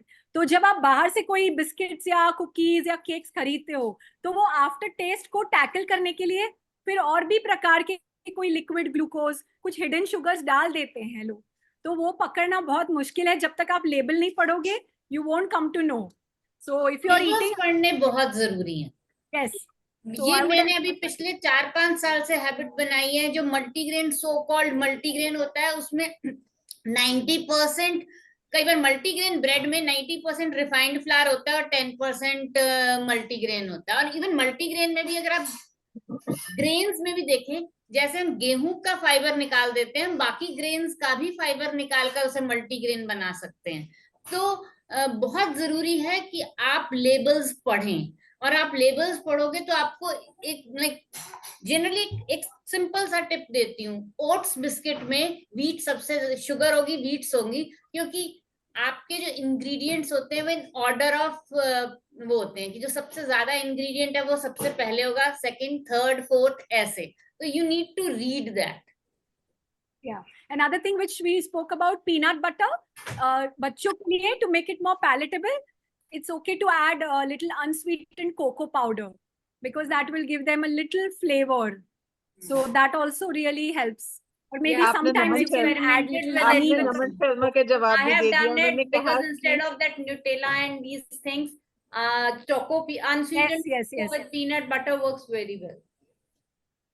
नमन Very ने well. वही Yes. सवाल, And on the cocoa roti, powder डाल लें, तो आपने कहा कि बड़ी Yeah. खुशी से डालिए थोड़ा सा। इवन ये बच्चों के साथ नहीं, बड़ों के साथ भी है। मेरे हस्बैंड भी टाइप 1 है, तो ऐसा नहीं है कि सारे एक ही। We need variety, we need as human beings. हाँ, ऑल्दो एज अ चाइल्डहुड मैं बहुत मैं कहूँ तो मैं एक ही चीज 6 महीने खा सकती हूँ, सिर्फ मेरी ही वो है, पर बाकी घर में कोई नहीं खाता। पर शायद तब हमारे पास ये फैसिलिटी अवेलेबल नहीं थी कि हम मॉनिटर कर सकें, तब हमारे पास ये चीजें अवेलेबल नहीं थी कि हम उसके साथ एक्सपेरिमेंट कर सके। तो ओट्स किसी ने पूछा कि खाने चाहिए, बिल्कुल ओट्स खाने चाहिए, ओट्स तो बहुत हेल्दी हैं। मनीषा ने पूछा कि हम आलू और चावल से स्टार्च निकालें। आई थिंक बिल्कुल भी नहीं, उस स्टार्च को रेजिस्टेंट कर सकते हैं। तो Riddhi, would you like to talk about resistant starch? sure. Yeah, sure. So what I've been trying to do is, for the rice, if you have a pre-cooked rice, जैसे आपने अगले दिन चावल बना लिया, उसका पानी निकाल दिया, वो चावल ने आपने अच्छे से बॉक्स में डाल के फ्रिज में रख दिया, तो आप नेक्स्ट डे यूज करोगे तो वो स्टार्च जो है चावल में that will become resistant starch, और वो खाने से with the dal and the सब्जी व्हेन यू ईट दैट, उसका ग्लाइसेमिक इंडेक्स काफी कम हो जाता है. It definitely helps in reducing the spike. And I think तो somebody had asked about अगर आपको चावल खिला खिला चाहिए तो पानी निकाल सकते हैं, अदरवाइज पानी ना हाँ. निकाले तो ज्यादा अच्छा है. और वो जो पानी आप निकालेंगे उसको हाँ. दाल या डाल दीजिए, बिकॉज उसको वेस्ट नहीं और करना, उसमें कुछ मिनरल्स होते हैं. जैसे जो और भी कार्ब्स आलू हैं, का भी वही कि अगर हम छिलके के साथ आलू करें तो ज्यादा अच्छा रहता है. Brown rice, unpolished rice use करें तो ज्यादा अच्छा रहता है. मैंने राइस के साथ देखा है कि बिल्कुल फ्लैट कर्व आती है अगर अनपॉलिश्ड हो तो. और मैम कार्ब्स के साथ आप फैट्स जरूर लीजिए. लाइक रोटी के ऊपर घी लगाना जरूरी है, चावल के ऊपर भी हल्का सा घी डालिए, दाल में भी घी डालिए, बिकॉज फैट से जो है वो स्पाइक नहीं आएगा. नहीं, दाल में तो तड़का लगता ही है. हाँ. नहीं, अभी दाल में रिद्धि तो जी कह रहे थे कि जैसे मैं खुद बिलीव करती हूँ कि अगर आप पानी निकाल देते हैं तो इसेंशियल जो आपके विटामिन और मिनरल्स हैं वो निकल जाते हैं. मैम इस बारे में बताएंगे. तो इसलिए जो आप दाल या वो खाते हैं ना, वो क्वांटिटी थोड़ी बढ़ा दीजिए. क्योंकि अगर देखिए हर जगह एक अलग दाल बनती है, दाल गाढ़ी भी बनती है, दाल पतली भी बनती है. पर अगर आप गाढ़ी दाल के साथ थोड़े से कर्ड के साथ राइस की क्वांटिटी को कम कर देंगे तब वो स्पाइक नहीं करता. हम पहले बचपन में निकालते थे चावल का पानी, बट जब मैंने ये पढ़ा कि वो इसेंशियल वो विटामिन और मिनरल्स निकल जाते हैं, तो मैंने दाल की क्वांटिटी या चने की क्वालिटी या राजमा की क्वांटिटी बढ़ा दी. तो उससे फिर वो बैलेंस किया जा सकता है. for और the मैंगो roti खा also there is सकते हैं. one thing which is really जी ma'am sorry. yeah, of course mango खा सकते हैं. If you would like me to take that question, definitely mango खा सकते हैं. Half mango. पोर्शन कंट्रोल पे ध्यान दीजिए, किस चीज के साथ खा रहे हैं उस पे ध्यान दीजिए. ट्राई टू अवॉइड कि आप रोटी पूरी के साथ मैंगो खाएं. आई नो कि वो बहुत ही टेम्पटिंग ऑफर है, कभी कभार राइट बोलस लेके खा सकते हैं, बट एज अ प्रैक्टिस अगर आपको पूरे समर सीजन में हर रोज मैंगो एंजॉय करना है, my suggestion would be half mango ले, एक्टिविटी के पहले ले, so that you can manage the spike. अब जैसे मैं नॉर्मली मॉर्निंग में ब्रेकफास्ट के टाइम पे हाफ मैंगो ले रही हूँ and every day I am enjoying it. Right bolus ले, ध्यान रखिए कि क्वांटिटी पे बिल्कुल पोर्शन कंट्रोल लेके. मैं मैंगो के And टाइम पे वो natural चपाती form कम में कर ले. देती हूँ. मैं भी मैंगो डेली लेती हूँ रिद्धि मैम की तरह. जब मैंगो सीजन है तो मैं मैंगो नहीं छोड़ सकती. Definitely, but यही है कि yes, for the kids, please remember avoid outside aamras which has additives, sugars, hidden sugars. So avoid that. Also avoid rus. So if you have chopped mango, you will also get the fiber. So I would prefer and suggest that you have half a chopped mango. Don't combine it with any other meal. That would help.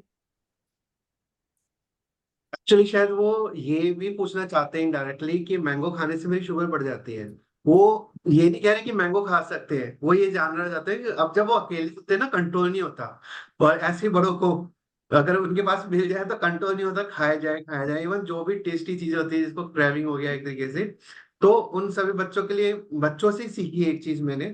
Even उसका मैं छोटे एक छोटे बच्चे. Example दूंगी कि जब Yes, ma'am. मैं छोटी थी तब तो इतनी मॉनिटरिंग भी नहीं थी, पर तब मैंगो की जब कटता था तो सबको एक स्लाइस मिलती थी. अब तो मैंने Yes, मैंगो ma'am. बढ़ा दिया है क्योंकि तब इतनी मॉनिटरिंग भी नहीं थी. All the kids including mummy papa would eat all one slice of mango. I हाँ can जी. add something to it. जो parents and as a family I think that is much needed, और मैं पिछले 8-10 साल से मोर और less I am following it. हम quantity for each person of the family remain same whether diabetic और non diabetic. हाँ जी. मतलब अगर आइसक्रीम लेनी है तो 1 spoon of ice cream for everybody. अगर मैंगो कटेगा वो एक ही मैंगो कटेगा, उसमें 5 पार्ट्स होंगे डिवाइड होके. और उसी तरह same thing happens for all the snacks और something. I prefer to do it कि सबको इक्वल पार्ट मिल जाए, rather than giving one person extra and one person less, because then you feel somebody special or something. No, we prefer to do that. I have been a type 2 since last 4 years, but even before that, we were following the same system. Even my younger one will get even only 1 spoon of ice cream, not another extra thing. I think that वो can बहुत help the जरूरी है कि parents and सभी the को family in बराबर मिले। totality, हाँ because जी, we सबको eat. बराबर। हाँ, जब हम छोटे थे तब थिंग्स वर मच डिफरेंट। तब मिस्सा आटा बनता था तो वो सिर्फ शुच्ची के लिए बनता था, लेकिन हमारे घर में मिस्सा आटा सबके लिए, सब एक ही रोटी खाते हैं, सब एक ही वो सब कुछ खाते हैं। It's the day same diet almost for everybody. That is more important. That is more important that everybody is, because otherwise also, even for normal people also, these healthier options are definitely better for good health. और अभी किसी ने बोला था, किसी का question था smoothies and shakes के लिए, तो you can have actually there is so much available on net. आप कुछ भी एक just put a word and you will get. अभी मैंने यही बैठे बैठे ही सर्च किया है, तो for diabetics, so it is peach smoothie, strawberry smoothie, इनसे स्पाइक कम होता है। Then spinach and chocolate somebody is adding, I don't know, I have never tried. So, and chia seeds and coconut smoothie, peanut butter oatmeal smoothie. So these are a few options you can try, because things work different for different people. किसी का किसी से spike होगा, किसी का किसी से spike होगा। Chia seeds work well because chia seeds में फाइबर होते हैं। बट इन जनरल मैं दो चीजें रिक्वेस्ट करूंगी। सीड्स ठीक है, ग्राइंड कर लीजिए, पर ग्राइंड करके रखिए मत, बिकॉज उनके एरोमेटिक ऑयल्स बहुत निकल जाते हैं। उसी यस, से ग्राइंड करिए। बट इन जनरल मैं रिक्वेस्ट करूंगी कि स्मूदीज अगर अवॉइड करें, बिकॉज आप जितना फाइबर को तोड़ेंगे उतना वो कम असरदार होगा। तो आपने अगर मैंगो स्मूदी बनाने के बजाय आपने आम के चंक को दही में डाल दिया, उसको ब्लेंडर नहीं दिया, उसको मिक्सी नहीं दी, अपने दांतों से मिक्स कर लिया, तो कोई नुकसान भी नहीं है और सटाइटी भी अच्छी होती है। बिकॉज लिक्विड, आपकी मदर ने बहुत टिप दिया था कि मैं दूध नहीं देती थी, मैं पनीर फाड़ देती थी। जो और दूध एक से और बात, लिक्विड स्पाइक होता है वो पनीर से फिर उतना नहीं स्पाइक होता। तो वही स्मूदीज के साथ स्पाइक बहुत होता है, पर उसको कभी कभी लेना है तो बड़ी खुशी से लीजिए, उसको जंक समझ के एक्सरसाइज से लीजिए। पहले, एक्सरसाइज से पहले या इन एक्सरसाइज से बिटवीन पहले एक्सरसाइज, जो आप इन द जिम, इनफैक्ट जो आप च्यू करते हैं फूड को, तो आपके जो बेसिकली बॉडी में हमारे डाइजेस्टिव जूसेस आते हैं, और वो आपको जो हेल्प करते हैं, वो जब आप स्मूदी लेते हैं तो वो नहीं होते। तो इसलिए जो आप दांतों का यूज करेंगे वो बहुत अच्छा रहेगा। बट जैसा कि मैम ने कहा, इन बिटवीन, बाकी आप रिद्धि या वो बताएंगे कि इन बिटवीन जब आप जिमिंग कर रहे हो तो अगर आप एक शेक के तरह थोड़ा थोड़ा लेना चाहें, that is what I was saying. Only thing, yeah, like preferable ki any fruit is better eaten chopped rather than made into a juice or smoothie, because the quantity that we need for a juice or a smoothie will be much more.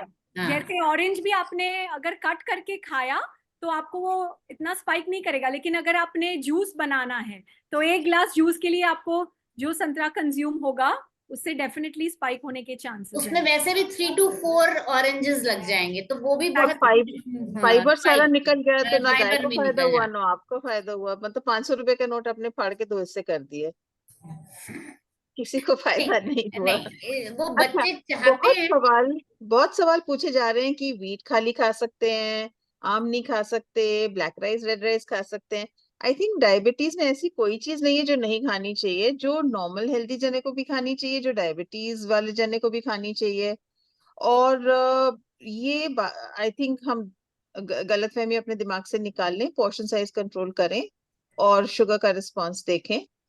पर बहुत जरूरी ये भी है कि हम अगर ज्यादा हेल्थ फ्रीक हो जाएं, खाने पे ऑब्सेस करने लगे, तो वो भी परेशान करता है। क्योंकि आप कभी मिलेट की रोटी स्कूल के हॉस्टल में भेज के देखिए, वो बिल्कुल कड़क हो जाती है। तो मिक्स करें और प्रैक्टिकल लेवल्स पे जाएं जहाँ के सब खा सकते हैं। नहीं कि तेरे को डायबिटीज है, तू तो मक्की की रोटी नहीं खा सकता, तू ज्वार की रोटी खा, वो कड़क है तो तेरी प्रॉब्लम है। That doesn't work. तो एक सवाल और था जो मैं जवाब, इफ यू डोंट माइंड, देती हूँ, और वो ये है कि क्या हम एक एक दिन का डोज बदल सकते हैं बेसल का।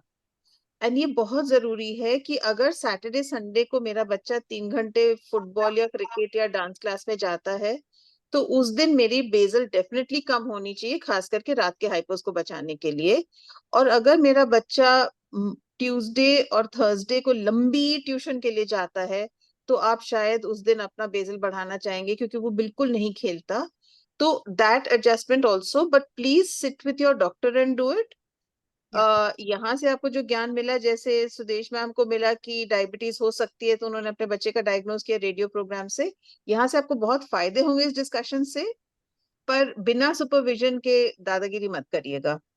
और आपने मैम मम्मी की टॉक से ये भी सुना होगा कि वो हर बार डॉक्टर के पास गए और उन्होंने उसको बैलेंस्ड वे में देखा। अगर आप देखो तो उन्होंने कितनी बार कहा कि मैंने एक डॉक्टर से मुझे संतोष नहीं हुआ तो मैंने दूसरे से पूछा। मैं पूछिए, आस्क योर क्वेश्चन। जब मैं छोटी थी तो जो मेरे डॉक्टर थे वो मुझे कहते थे हर बार एक क्वेश्चन लिख के लाना, रेंडमली नहीं, लिख के लाना। That's how I became a diabetes educator. Doctor Muralidharan मुझे कहते थे every 3 months once you come, if you have anything you can write and come, I will answer your one question।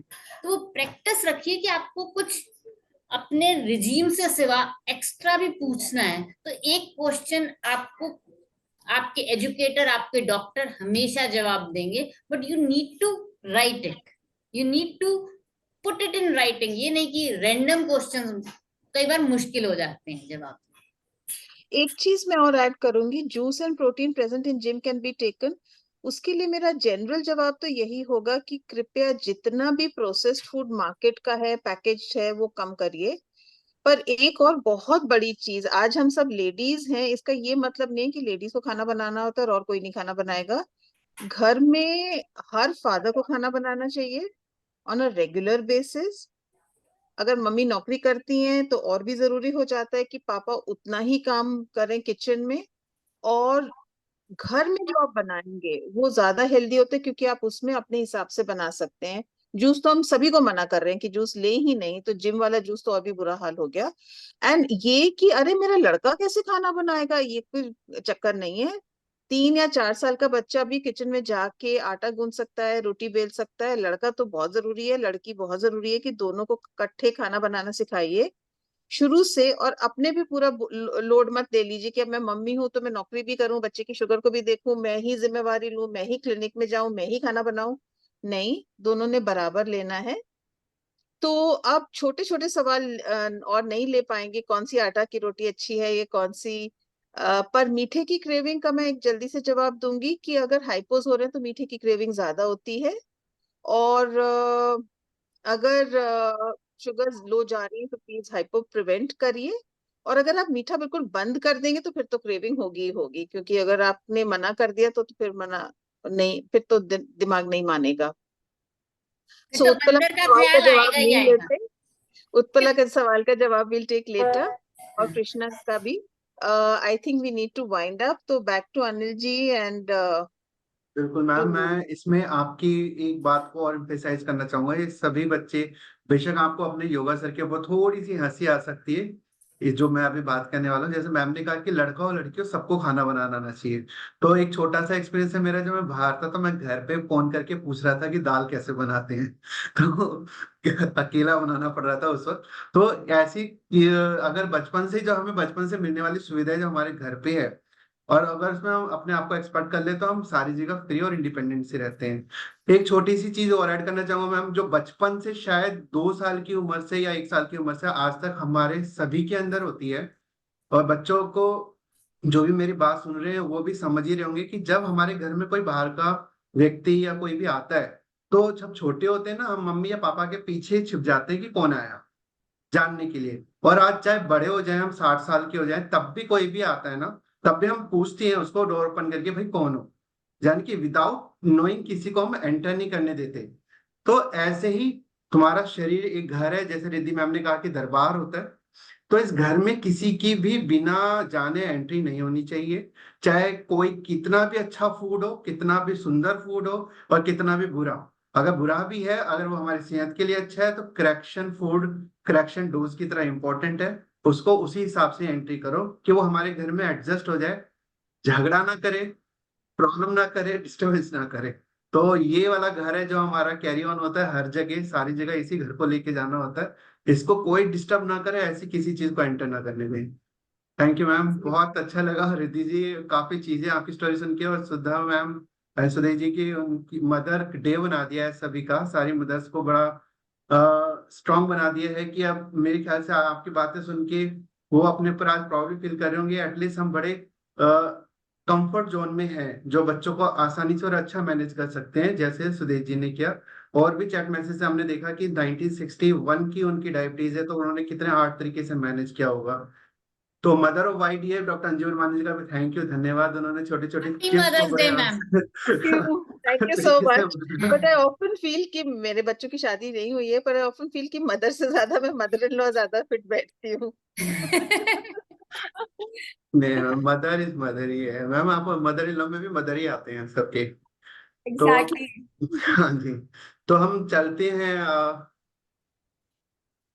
अब हिमानी जी के पास, जो कि वाइंड अप करते हैं सेशन को। सॉरी, यस, Hello, हेलो बच्चे। sir, I'm audible. हाँ जी। हाँ, yes. Thank you to all. आज के एक मदर्स डे के सेशन को आपने बहुत अच्छे से एक प्यारा रूप दे दिया। सारे जितने भी पैनलिस्ट थे, सारे जितने भी डॉक्टर्स थे, उन्होंने सारी मदर्स को एक मोटिवेशन के साथ एक बैलेंस डाइट, सारी चीज़ों के आंसर देते हुए सारी मदर्स को एक पावर दी है। Thanks to all. I would like to thank Sudesh ma'am, जिन्होंने इतने अच्छे से अपने मदरहुड को निभाते हुए कैसे उस टाइम पर एक बैलेंस डाइट, एक अप्रोच, एक मोटिवेशन के साथ मैम आगे बढ़े, और उन्होंने अपने बच्चों को इतना अंदर से मोटिवेट कर दिया कि वो आगे बढ़कर उन्होंने बाकी सारे बच्चों को, कि अगर आगे किसी को डायबिटीज हो तो वो कभी लोनली फील ना करे, कभी भी ऐसा फील ना करे कि डायबिटीज एक बैरियर है मेरी लाइफ में। सो थैंक यू मैम, आप हमसे कनेक्ट हो एंड मोर टू गो। आप जरूर YDF विजिट करिएगा। थैंक यू रिद्धि मैम, आप हमेशा जब भी आते हैं and you motivate us, and जो एक छोटी सी स्टोरी आपने दरबार वाली सुनाई, आई होप सारे बच्चों को वो बहुत अच्छी लगी होगी और उससे एक मोटिवेशन आई होगी कि कैसे उन्होंने अपने बॉडी को एक चीज देनी है और क्या खराब है क्या गलत है, उसके बारे में बच्चे अच्छे से डिफरेंशिएट कर पाएंगे। Thank you ma'am. Thank you Anju ma'am, आप अपने 36 years Thank you का so much everyone. Thank you. God bless you all. मैं हमेशा यही कहती हूँ कि सारे बच्चे हमारे हैं। तो और एक और बात कहूंगी लास्ट मदरहुड पे, जो मैम ने कही थी, motherhood is not about being mother, it is about motherly instinct, which means आप ज्यादा देते हैं लेने की बजाय। तो वो मदरली इंस्टिंक्ट फादर्स में भी होनी चाहिए, सिबलिंग्स में भी होनी चाहिए और दोस्तों में होनी चाहिए। तो happy mother's day to everyone, कि हम वो इंस्टिंक्ट अपने में जगाएं जिससे हम इस दुनिया को एक बहुत बेहतर जगह बना सकें। और इसका फायदा तब होगा अगर एक एक बच्चा एटलीस्ट दो दो बच्चों को सपोर्ट करेगा, तो हम बहुत जल्दी ऐसा कह सकेंगे कि हमारे सारे बच्चे बहुत अच्छी तरह से आगे जा सकेंगे। Thank you ma'am. Thank you such. Thank you Anju ma'am, आप 36 इयर्स के जो एक्सपीरियंस है वो हर बार जो मीटिंग में आके हमसे शेयर करते हैं, एंड एक YDF को एक अच्छी एक सपोर्टिव मदर मिली हुई है। So thank you ma'am for being with us. Thank you सुची मैम की पूरी फैमिली को, जो इन्होंने पूरे अपने जो एक लाइफ जर्नी थी उसको बताया और बच्चों को इंस्पायर करा कि कैसे आपने अपने आप को पूरा मैनेज करना है, कि हमने उस टाइम पर भी जो मैनेज किया था आज के टाइम पर और इजी है और आप और अच्छे से मैनेज कर सकते हैं। तो थैंक यू मैम, और आगे सेशंस आपके साथ एक स्पेशल मैसेज यही है कि पूरी फैमिली की जिम्मेदारी है बच्चे को। बच्चा किसी के पास भी है, सबका ख्याल रखना है, तभी वो बच्चा हर मुश्किलों से लड़ता हुआ आगे बढ़ सकता है। ये बहुत अच्छा संदेश मिला है हमें फैमिली टीम सुची मैम वर्क है। फैमिली से। Thank you. यस, और मैं अंत में थैंक्स कहना चाहूंगा हमारे सभी मॉडरेटर्स अमृता, हिमानी, जितेश और अंजू मैम का, जिनके माध्यम से इस मीटिंग को हम कंटिन्यू और आसानी से रख पा रहे हैं। और सजेस्ट किए हैं मैम, कुछ टॉपिक सजेशन में आए हैं हमारे कि एक्सरसाइज और टाइप 1 डायबिटीज को आने वाले टाइम पे हम एज ए टॉपिक लें, और करेक्शन फूड, करेक्शन डोज, कई टॉपिक्स मतलब हर मीटिंग के एंड में हमारे पास आते रहते हैं कि अभी हमारे पास बहुत से काम है, बहुत सी चीजें जो बच्चों को पहुंचाना चाहिए। तो बच्चों एक नए टॉपिक के साथ हम मिलेंगे 9 जून को, और 9 जून अभी से ही अपने कैलेंडर में फिक्स करें, क्योंकि हमारा हर टॉपिक आपकी सुविधाओं के लिए होता है और अच्छे के लिए होता है, कि ताकि आपको भविष्य में टाइवान को लेके किसी प्रकार की कोई शिकायत ना हो। अभी रिसेंटली एक बच्चा आया था, उसने कहा कि सर टाइवान वाले बच्चे हैं, एज बहुत कम होती है और जल्दी बूढ़े हो जाते हैं। तो देखो हमारे यहाँ पे 45-50 साल के हैं, जो अभी ऐसा लग रहा है 18-20 साल के भी नहीं है।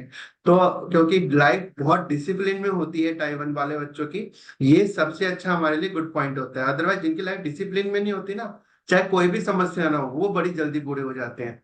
तो हमें इसका फायदा उठाना चाहिए। तो thank you so much. Thank you ma'am. मैं थैंक और ऐड करूंगी Anil ji you. Yes ma'am. कि बहुत सारे सवाल ये भी होते हैं कि स्कूल का कैसे हैंडल करें। तो मैं सबको ये बताना चाहती हूँ कि first Sunday off the month सुबह 10 से 11:30 तक टीचर्स के लिए हम एक सेशन लेते हैं। इनफैक्ट डॉक्टर शुचि इसमें हिंदी में अगली से अगली बार बोलना, जून में शुचि आपका है ना हिंदी का? हाँ जी जून में। तो जून के पहले संडे को डॉक्टर शुचि और उनकी टीम हिंदी में टीचर्स के लिए लेंगी। बट द पॉइंट इज कि टीचर्स को डायबिटीज के बारे में पता होना चाहिए। टीचर्स के जो बच्चे हैं, आई मीन जो आपके बच्चे हैं, उनके मम्मी पापा को भी पता होना चाहिए वही सब चीजें। तो आप भी प्लीज ज्वाइन करें उन टीचर के सेशंस में, आप भी उससे जानकारी पाएं। और डेफिनेटली अपनी टीचर्स को बताएं, आपके बच्चे की टीचर्स को, कि वो ज्वाइन करें ताकि स्कूल में उसका बच्चे का अच्छा देखभाल हो सके। तो डॉक्टर शुचि को मैं ये भी थैंक यू कहना चाहती हूँ for doing the teacher session for next time.